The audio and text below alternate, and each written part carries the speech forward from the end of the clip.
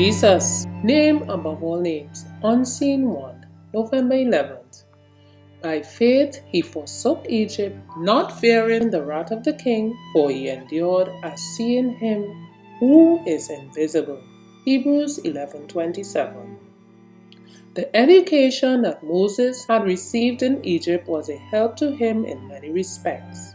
But the most valuable preparation for his life work was that which he received while employed as a shepherd. Moses was naturally of an impetuous spirit. In Egypt, a successful military leader and a favorite with the king and the nation, he had been accustomed to receiving praise and flattery. He had attracted the people to himself. He hoped to accomplish by his own powers the work of delivering Israel.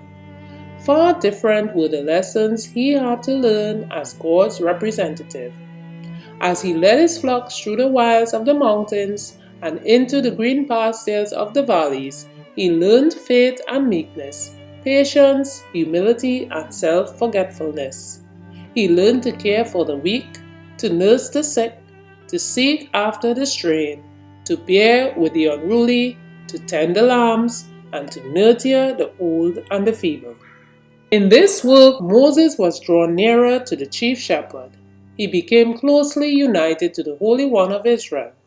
No longer did he plan to do a great work. He sought to do faithfully as unto God the work committed to his charge. He recognized the presence of God in his surroundings.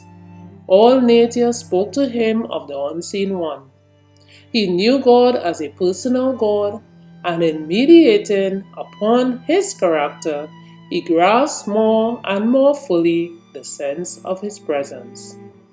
After this experience, Moses heard the call from heaven to exchange his shepherd's crook for the rod of authority, to leave his flock of sheep and take the leadership of Israel. The divine command found him self-distrustful, slow of speech, and timid. He was overwhelmed with a sense of incapacity to be a mouthpiece for God, but he accepted the work, putting his whole trust in the Lord. The greatness of his mission called into exercise the best powers of his mind. God blessed his ready obedience, and he became eloquent, hopeful, self-possessed, fitted for the greatest work ever given to human beings.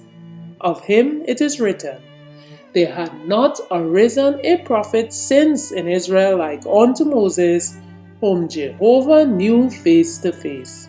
Deuteronomy 34:10. The Ministry of Healing, 474 and 475. Further reflection. What have I learned that I must unlearn in order to do greater service for God?